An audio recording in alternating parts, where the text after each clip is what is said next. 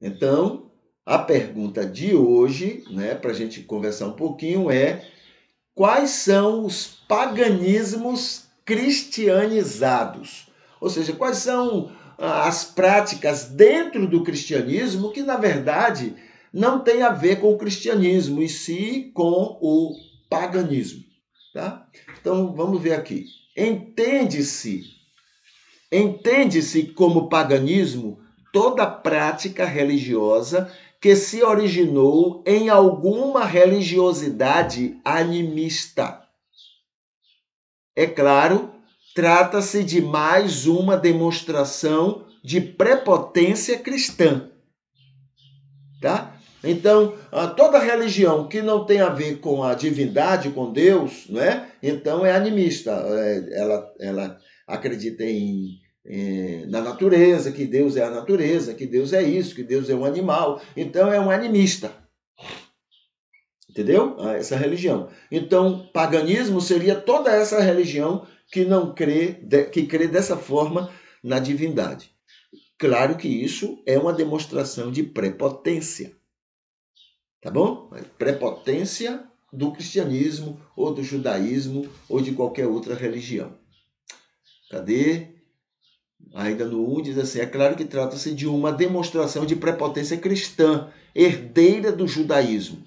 A ideia que só a minha religião é a verdadeira, completa e perfeita, e todas as demais são ofensa ao Senhor. Então, essa crença vem dessa prepotência, né, que a gente tem muito bem.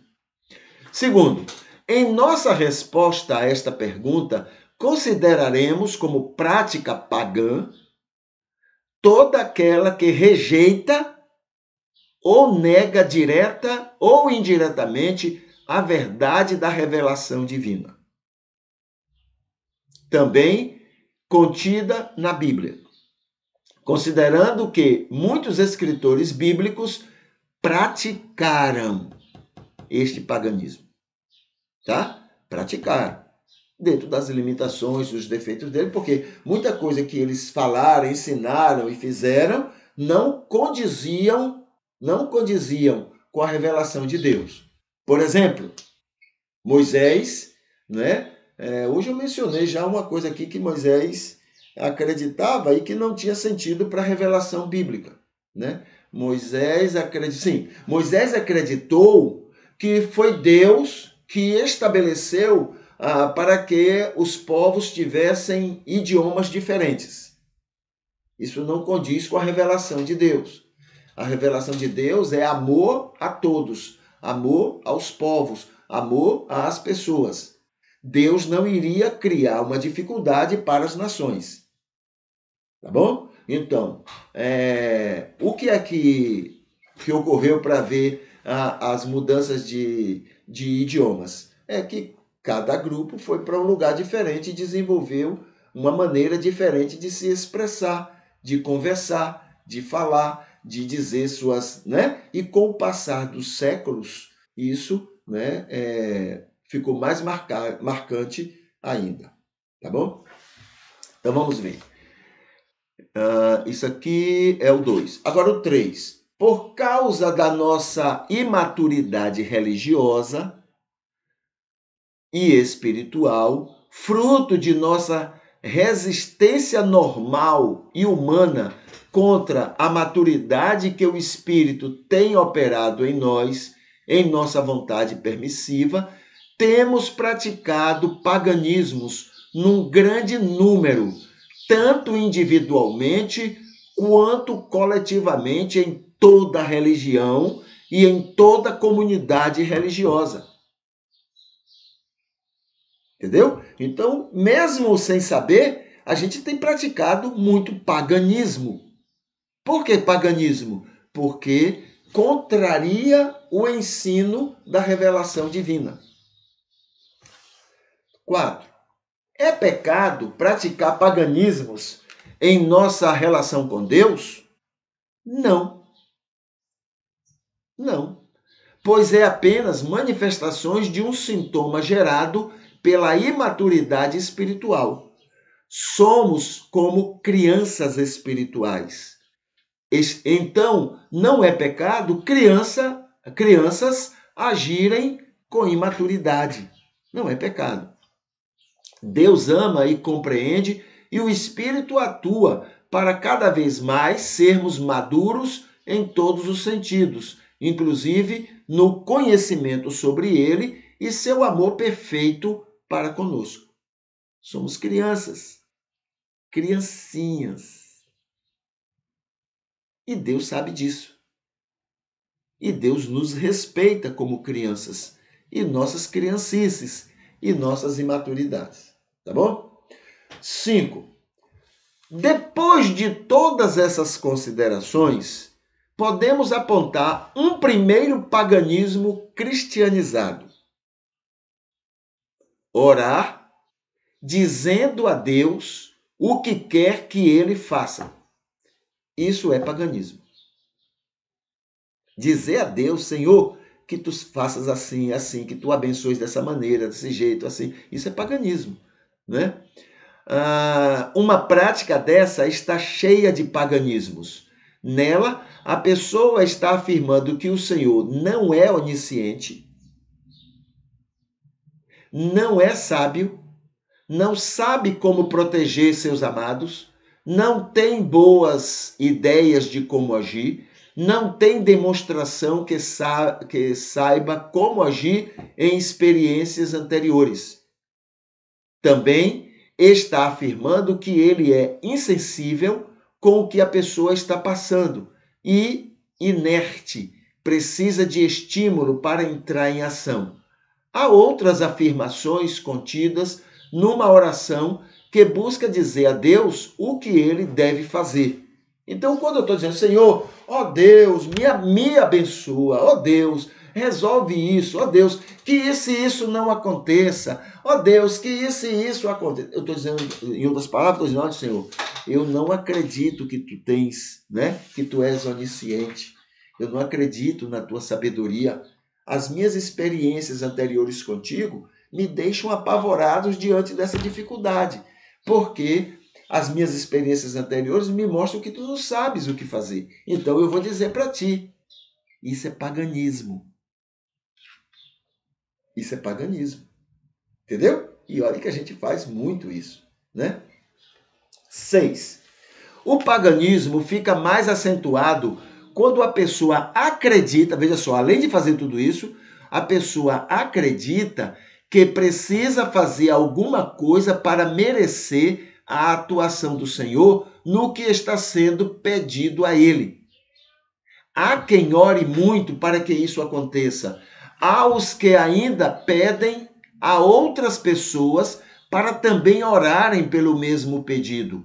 Há os que oram, jejuam e cultuam numa quantidade cabalística, como 3 vezes, 7 vezes, 12 vezes, 14 vezes, 21 vezes, 30 vezes, 40 vezes, 70 vezes e assim por diante. Tem gente que faz isso para que Deus faça o que ela está pedindo.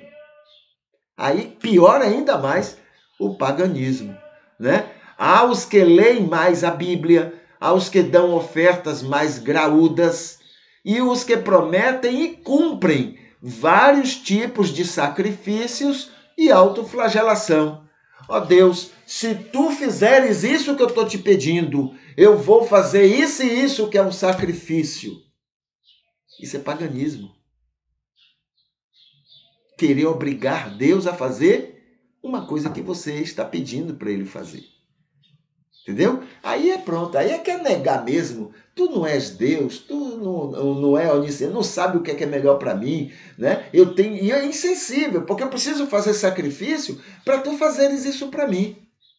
É insensibilidade tua, Senhor. Entendeu? Isso é paganismo. 7. Outro paganismo muito comum é a barganha espiritual. É o ser ou fazer alguma coisa para receber bênção e proteção divina ou não sofrer castigo de Deus. Nesse sentido, há muita gente que tem que orar quando chega no templo, antes e depois da refeição, antes de dormir ou sair para algum lugar, antes de estar em algum lugar, antes de assinar algum documento e outras situações mais. Entendeu? Eu tenho que orar. Se eu não orar, vai acontecer uma coisa ruim. Se eu não orar, eu não vou fazer uma boa viagem. Se eu não orar, esse documento que eu vou assinar vai ser ruim. Enfim, isso é paganismo. E a gente pratica muito. 8. Outro paganismo, também muito comum, é o que se pode chamar de magia. Magia. Ou seja, orar para acreditar ou fazer outras pessoas acreditarem em poderes sobrenaturais, em coisas ou gestos. Água e vassoura ungida, água do Jordão ou benzidas, relíquias ou objetos abençoadores ou protetores, toalhas suadas e outras práticas com esta mesma conotação. Então, a gente ora, Senhor, abençoe essa caneta, para que ela seja um instrumento para que eu possa progredir. Aí eu passo a acreditar que se eu usar essa caneta, tudo vai dar certo, todas as coisas vão correr bem, tudo que eu usar para escrever com essa caneta vai surtir efeitos positivos. Isso é magia e isso é paganismo. E a gente pratica de um jeito ou outro, a gente pratica muito isto, né? 9. Outro paganismo também muito comum é a pessoa se sentir protegida com o fato de repetir versículos.